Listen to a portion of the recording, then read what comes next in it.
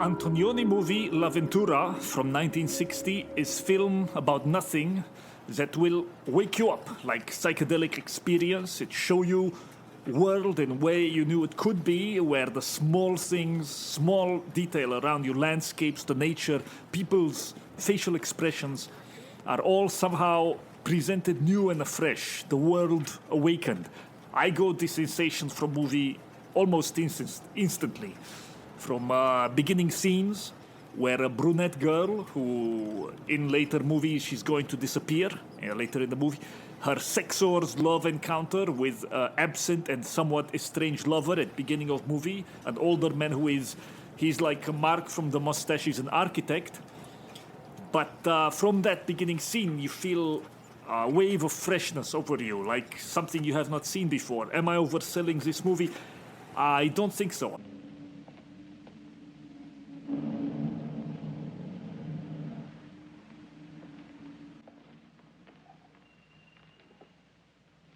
Come stai? Male. Perché? Perché? Perché? Perché?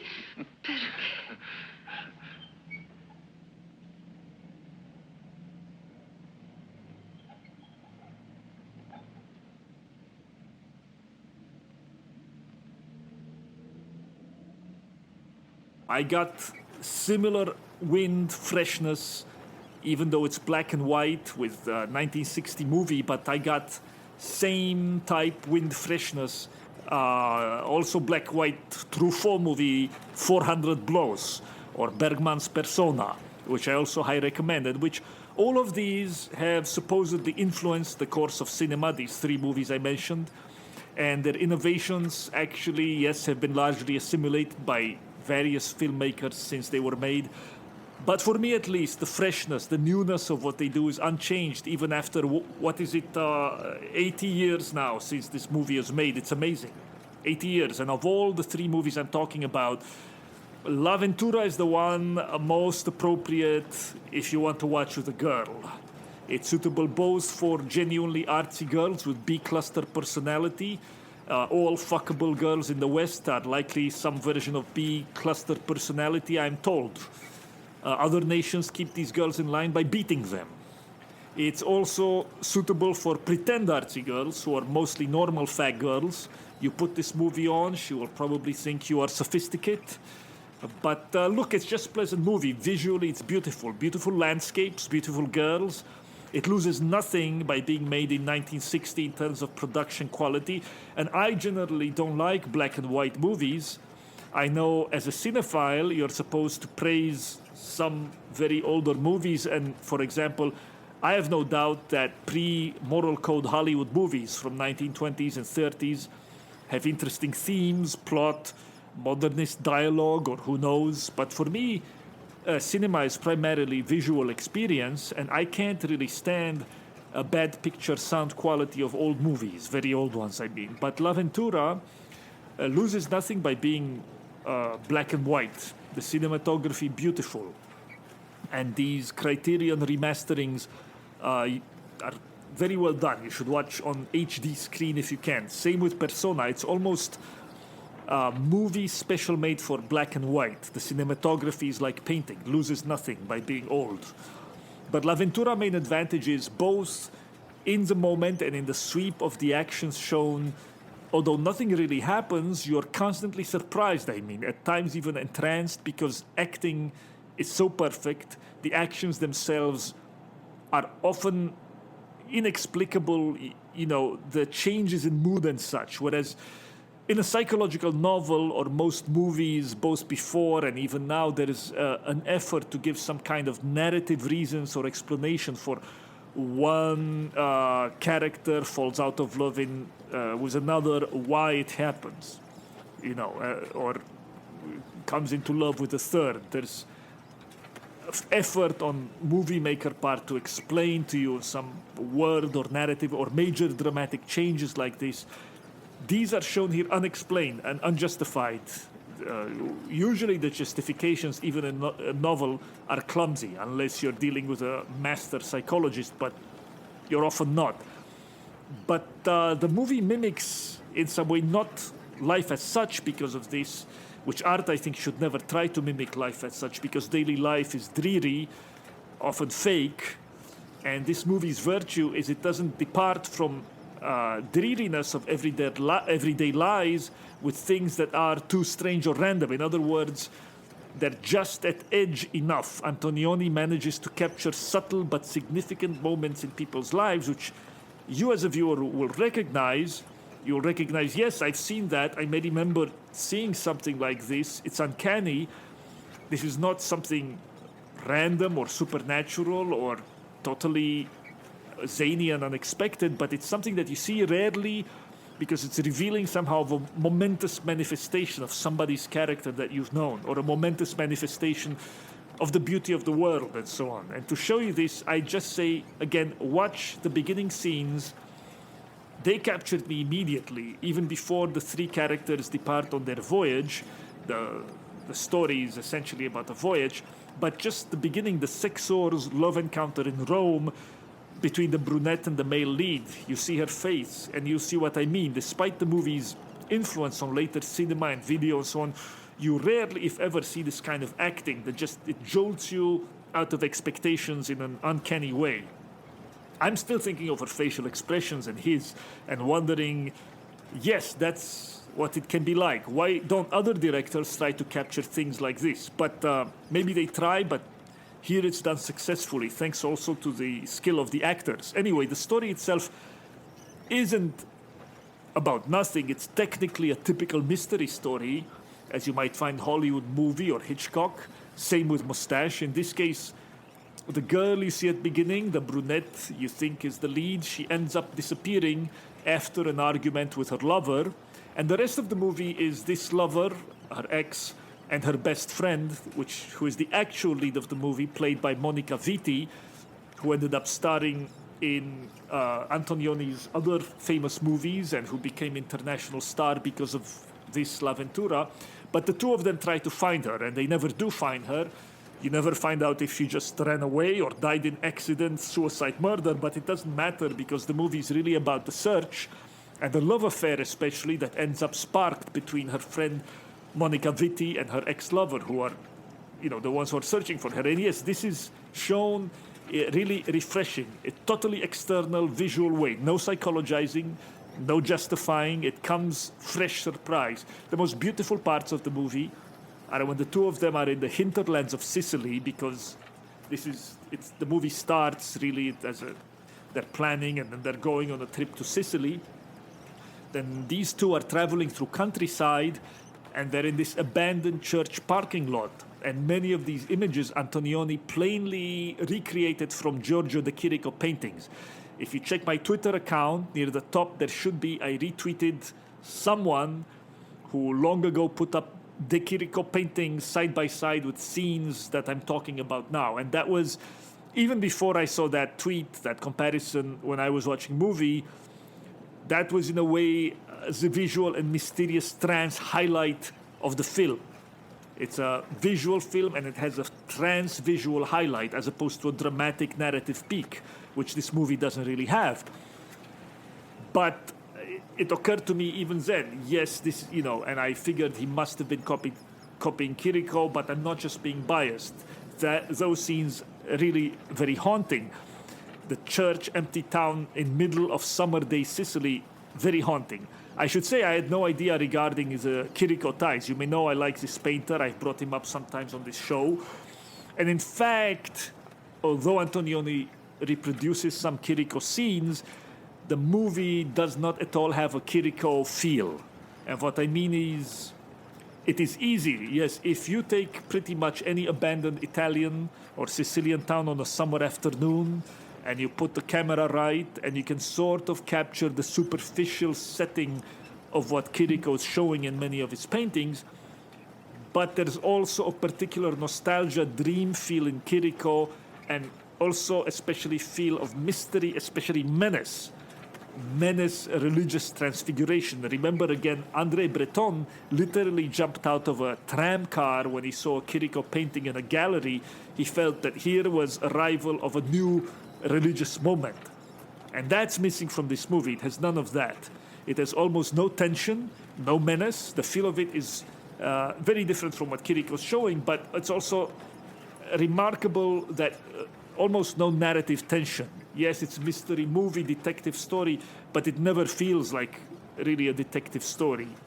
It's without a doubt, yes, he tried to recreate some superficial arrangement of those scenes. Not only, by the way, in a church parking lot by themselves, but also, and this is maybe the scene of the movie that stay with you the most, you see a train with steam engine in Sicilian countryside with the sea, the water in the background. So the train going horizontally, steam coming out, and water behind it, this is a signature Chirico image.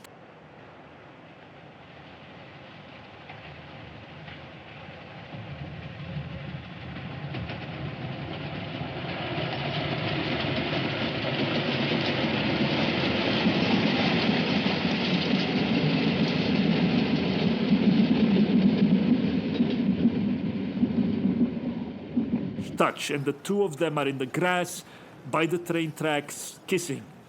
And movie is very beautiful, is almost designed to display such scenes, which if he was a painter, you could maybe say he does it in one image, but the virtue of movie form is that it builds up to that, again, not dramatically, but visually and in mood. So when that image I just said appears, it has intuitive, emotional, and mood significance for you as viewer, different from what you'd get from a still shot or this. The movie is Sicily-based and vacation-based, and you could see the title L'Avventura, the adventure, as maybe slight ironic, because there's not really any adventure. Yes, they fall in love, but that is itself questionable. They go to nice locations, they meander, they are aimless. They travel in beginning on a yacht with a noble woman and her retinue. And at one point, Antonioni contrives it, so they go to Noto later on. Noto is a beautiful Baroque architecture town, I think outside Syracuse a little bit. And there's a nice dig at Sicilians when the Vitti character, I posted this actually on my account, the Vitti character is alone in Town Plaza, and she gets surrounded by all kinds of Sicilian men's, gawking at her, Bobs and Virginia.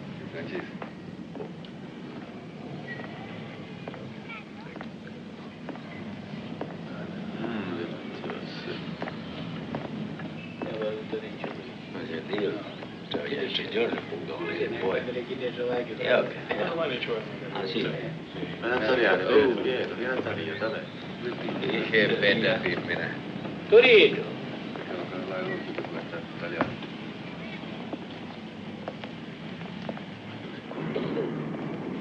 Devi essere francese.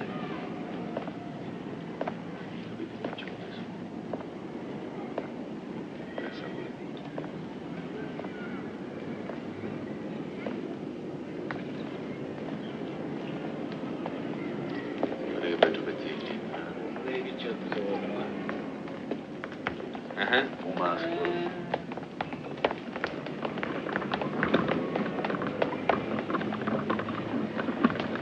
Style, you think they're getting ready to gang rape. It's a scene reproduced almost exactly in the second season of White Lotus. White Lotus is a great series by Mike White. I also recommend this. Let me go on a slight tangent about this series. There are 2 seasons. The first featuring Sydney Sweeney and some other girl, but Sydney Sweeney, everyone posting her boobs online now. But these 2 girls are made to mimic the vocal pattern of the Red Scare girls, who I think Mike White is an admirer of that podcast. Files and Where'd you go to school? How's everybody doing tonight? Good. Yeah. Dasha, I feel like Stephen Hawking. But these 2 play 2 woke adolescents on vacation with Sydney character parents at a so-called luxury resort in Hawaii, although I think that's part of a joke because, again, in first season, the resort seems to be only pretend luxury. and it's about the guests and staff of the resort. It's a comedy, a dark, biting comedy. Nobody comes off well in the White Lotus. Everyone suck or is annoying. And I'd say both seasons have implicitly right-wing message, or at least very anti-woke, anti-left-wing message.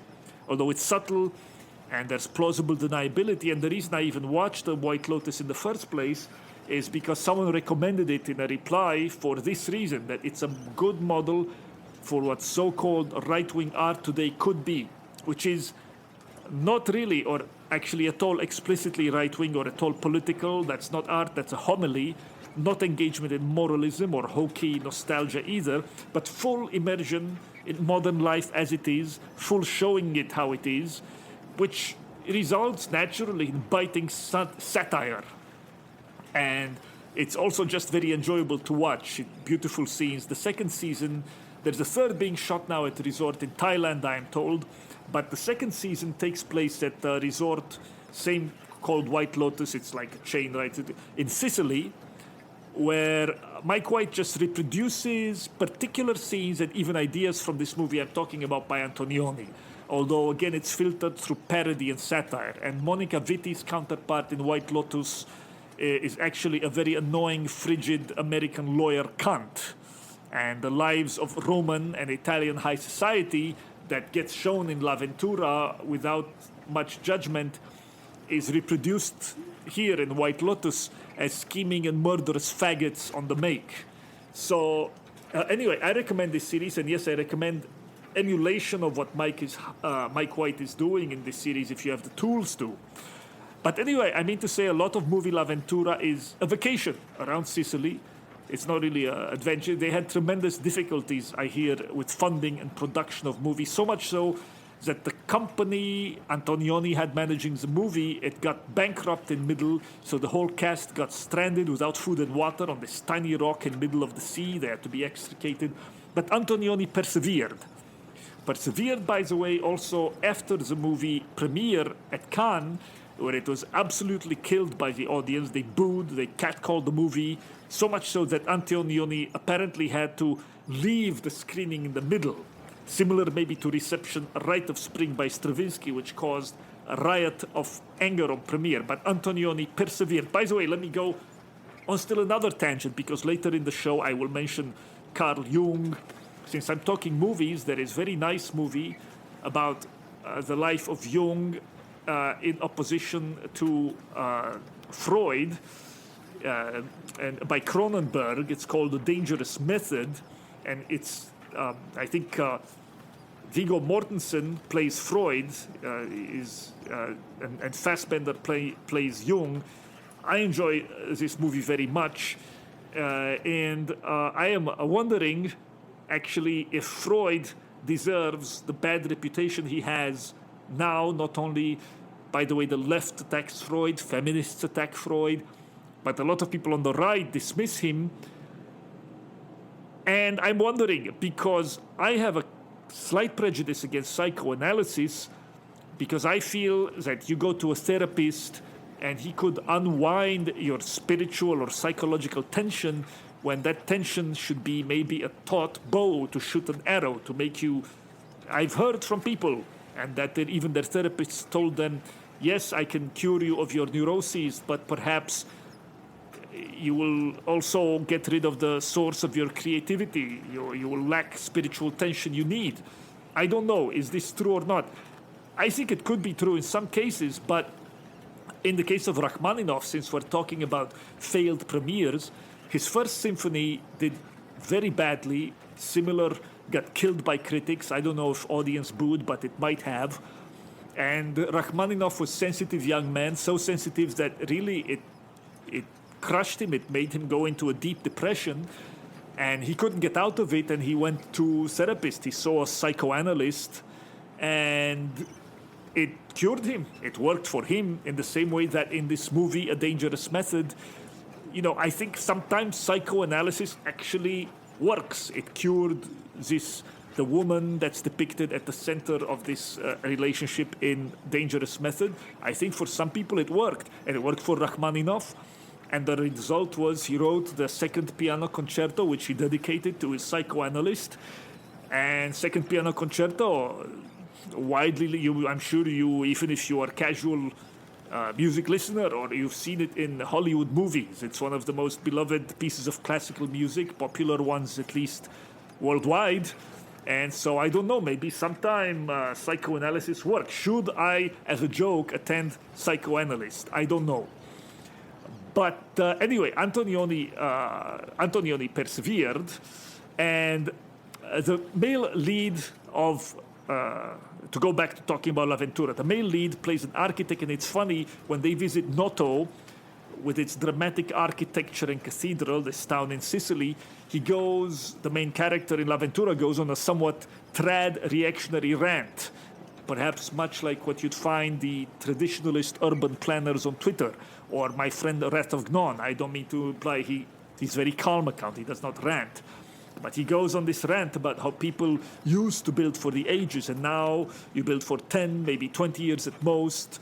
And he's this kind of character. He complains about his career, his dreams of genius, and so on. He says, yes, I have money, and so on, but implies he had many grand plans, artistic plans to be a genius. And in this scene, as also in the drifting of, let's say, this high bourgeois characters, the vacation locations, their idle love affairs, their idle concerns, the boredom, the languor, the lack.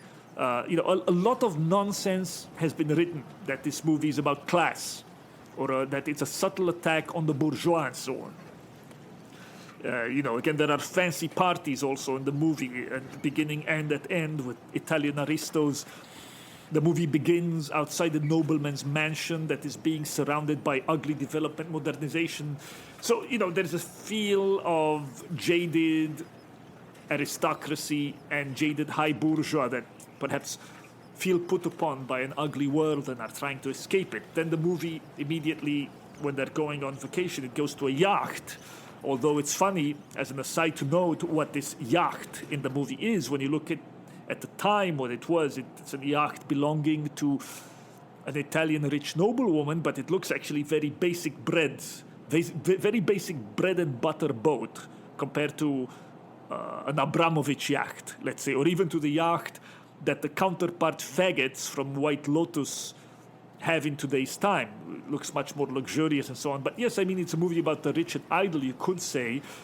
But I don't think Antonioni's point has at all anything to do with class in the end. It's not a criticism of the rich and idle as such, but maybe of humans in general. It's about getting lost, some kind of inability to find a center, disappearing, never really doing anything, never going anywhere. Maybe when all human needs are taken care of, your only choice is to disappear, to fade away and wander and never connect with anyone. And seen in fully this way, it could be an intuitive and imagistic rendering of Schopenhauer's insight that human existence swings only between poles of pain on one hand and boredom on the other. It can even then be seen as a criticism of Marxoidism, and actually really all Hegelian visions of the human condition, which see a resolution in material or otherwise social political measures. So it's more to my interest. The movie is maybe inspiration for David Lynch, Mulholland Drive, and others similar, in the sense that there is a missing girl, an inscrutable mystery surrounding her missing, and a good rendering of Paglia's hopes for cinema, films as dream as art form older than Aristotelian narrative drama. Like Buñuel, Antonioni is about fading away. Before this movie, the only other Antonioni I'd seen is Blow Up. It's about a fashion photographer in London fashion scene in 1960s. And it also pursues a murder mystery, but also never gets solved. And the main and his aspirations just kind of fade away in the search and the glamorous milieu he's in. But the way he does it, it's never boring. Antonioni, these movies stay with you, and I wish I'd watched L'Avventura much sooner. One thing I do object to is the score, the music. If you read cinephile appreciation of this movie, actually they all rave about the score. It's by one Giovanni Fusco. I don't know if I'm pronouncing it correct.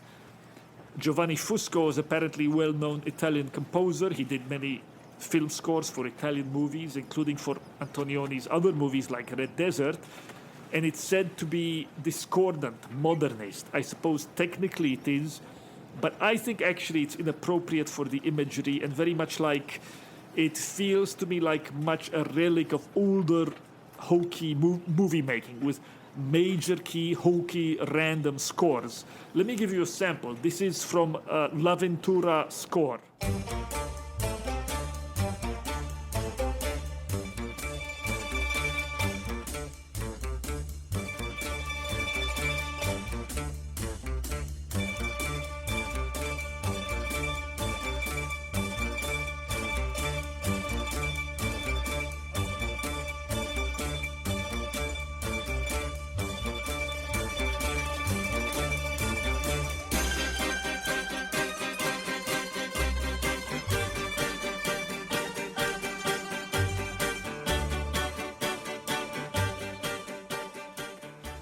Okay, now you listen to that. Now listen to this.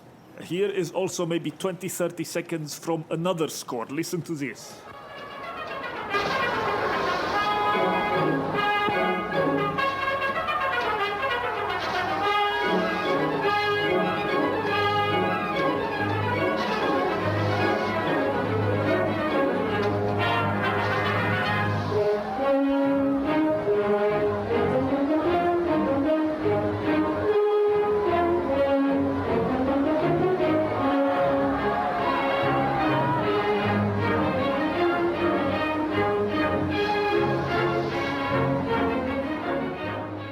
Okay, this was from Leni Riefenstahl's